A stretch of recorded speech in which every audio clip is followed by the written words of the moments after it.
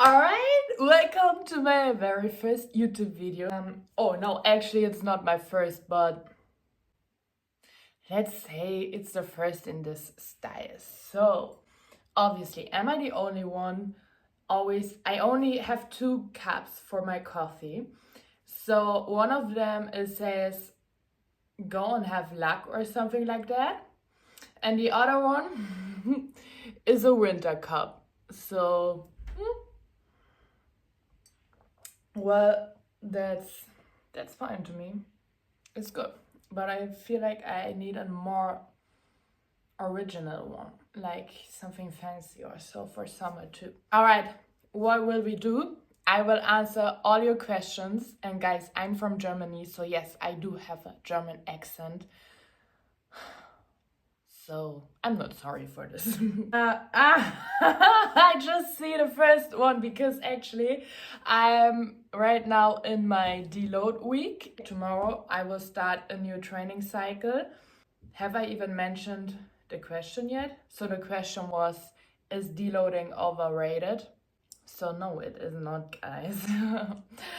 I'm 22 and I've been having a burnout, like a little one several times, but a really big one at the end of last year. I was down for like 3 weeks. I was just laying in bed without actually being sick, like physical sick, but obviously mentally and stress sick. So since then, guys, deloading is so important, not just for training, also like mental deloading if you have a stressful job or something like that. So that's the biggest lesson for me. And since then, I've been working so hard on my physical and mental, like if I say health, it sounds like I wasn't healthy before. I was, but I just sometimes I I did it the wrong way. The more pressure I had from the outside in like business and training, the more pressure I also put on myself instead of being my own best friend in those times. So that's what brought me into like this burnout thing. So because I was just over pacing on every single thing I was doing by the time under high pressure. And now I just do it smarter. I still work super hard, maybe even more than before, but I do it smarter and I pace myself way better. And I recognize the signs of like when I have to push because I just have to push right now, versus like I'm pushing for my ego and I'm pushing for the wrong reason. And just when I over pushing, then I just recognize this way faster, and then I stop it, take a breath, take a little rest, and then I do it more organized. Yeah. So, all right, we are already 4 minutes in, and I have originally answered one question. How many times a week do you train? Many, way too many times. That's an all-time conflict with myself I have, because obviously I love CrossFit. I don't love training actually. I don't like it, but I like the people I'm with. uh, that's the truth. I don't even like to train that much, but I like being around those people and this goal of like improving myself. That's actually what keeps me there. So I'm training. I think you probably could do what I'm doing in one long session a day, but I have the luxury of being able to schedule my own time. So it's like 2 sessions. I split it in 2 sessions. I always have skills and strength in the AM session and then conditioning in the PM session. So when you take it like that, It's like I train 5 days a week with this AM and PM, and yeah, then it's quite often. But you could put them together. So either you make 5 long sessions or 10 short sessions a week. That's the answer for this. How do you push through low energy days? I rarely have low energy days, to be honest. No, that's not true. On my rest days, my body knows I don't have to be in a good mood. And I'm also not in a good mood on my rest days. Well, maybe still more in a good mood than most people are. But I can be very tired. I can. It just barely happens. But what always helps me, like if I'm really struggling with bad mood, then it's choosing the right music. If you want to have a good mood, you cannot listen to Adele or sad songs in general. You have to switch the music and put on some Latin songs like reggae or so, or just, I don't know, something like that. This always helps me.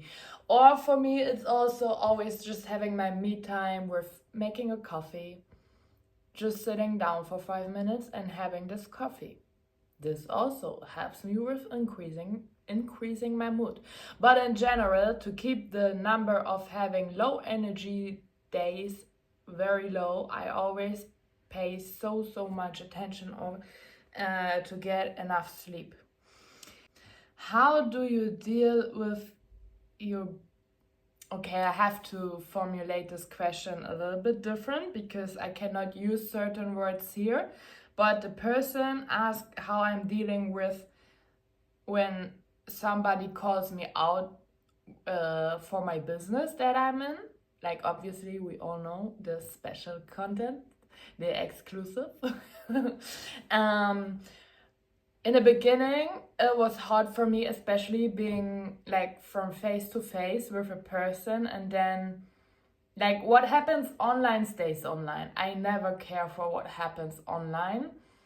But in the beginning, I also got a lot of comments like from face to face. But to be honest, like over the time, you just don't give anymore, because like, why would I care for their opinion? Like, I don't know. I just have so much fun. I enjoy my journey so much, and I truly, everyone who knows me, I truly love my job and I love what I do, because I don't know, but I just feel like I'm the born entertainer and the born provocateur. How you say that? Provocateur? You know what I mean. Trust me, I am like that in person, in real life, on an everyday basis too. It's not just an image, it's like who I am. So I could not do it otherwise. So I love my business, I love music, I love having the sport, this whole complexity of all those 3 topics I could not go without. So that's also why I just don't care when somebody is giving their unwanted opinion on it. So whatever. Like, I truly don't care if they talk about it, or even in my face. They just have no, how you say, they have no point in my life, you know? Like, yeah. Is there anything you'd never post on this page? Like my exclusive one? No. Actually, I started with it back then, but I was only 19 years old. So, and I was not that confident. I was loud, yeah, and crazy, yes. But I was not that confident, obviously, back then. I gave myself, which I'm really proud of up till today, I gave myself the space to develop in this area and just take it as far as I want for each step. I started with like, we all know, like underwear catalogs, magazines. Like my page was like that back then. Which gave me this room to grow and feel more confident in my body. And over the time it developed because I also obviously got to know other women in this space, which I talked a lot to. And I got so fascinated by it. So obviously nowadays you find the full program over there. Let's just say it like that. I think that's clear enough. I cannot use certain words, so that's why I have to describe it like this. What do men always think but never say? What do men always think but never say? I have no clue. I truly have no clue. Please let me know if you watch this and you have an answer to this. Like, I'm a woman. If you, as a man, always think something but you never say it, well, then I actually also don't know it. So, yep. What instantly turns you off? Having a big ego which is not real. Like, I learned over the years certainly that most of the time, like truly 90% of the time, the louder a human is, it now sounds really paradox because I am actually very loud. But that's why I also say 90% of the time. The louder a human is, the weaker the person behind is. Like, you know what I mean? I've always, like, it's no secret that with my image, I've been getting in touch with a lot of very, let's say, interesting men in my life. And so many of them were just so big talkers, but there was nothing behind. Like, they were so empty inside, so empty and so boring and breakable. Like, yeah. And like, for me nowadays, that's a huge turn off. Like, most of the time, the louder a man screams at the beginning, the farther I run away because I already know what will happen. Have you ever struggled with body image? No, actually not. I know.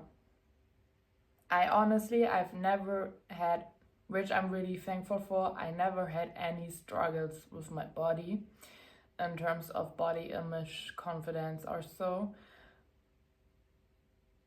I truly like myself. It was always like that, honestly. What do you think right before a heavy lift? Oh my gosh, if my coach is watching this, I cannot give you the answer. Because honestly, like, nothing. Probably there should be something I was thinking about, but honestly, no. Like, I'm very good in just turning my brain off. When I train, I don't think. Okay, last question. What does your typical work day look like? So, because last question, because I'm thinking about, you have to leave it in the comments if this will be my next YouTube video, making a vlog of like a typical working day of mine, which will be very hard because I actually need this phone which I'm filming with right now for my typical work days. So it will be difficult to work with the phone that's filming me, but okay, we will figure this out. So my most typical work day, but let me say, many days do look different because of my business and training. Things often are changing and switching from day to day. Like, I'm self-employed. Every day is basically just like this is the most important topic of the day. You have to get this done no matter what, because my business is such a fast running one. So most of the days I wake up at 6 a.m. and then I work till 9, and I eat my breakfast while doing this, or I take it with me in the car if I don't get to eat while doing my work. So the work I do in this time frame depends on what I have to do.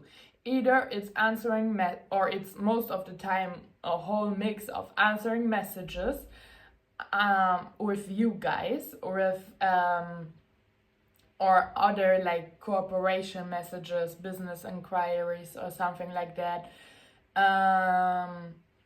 But obviously the first check-in with you on my platform, then on IG a quick checkup, then a scheduling of my posts on IG or on Twitter or here, stuff like that. Then I drive to the gym, which takes me 1 hour. I'm there at 10 a.m. Then we have our first session till noon or 1. Then we have from 1 p.m. till 2 p.m. our lunch break. Then we train the second session, which is conditioning. And we will be done by like 3:30 p.m., maybe 4 p.m. if it's a long one, or if we just were late starting the second session.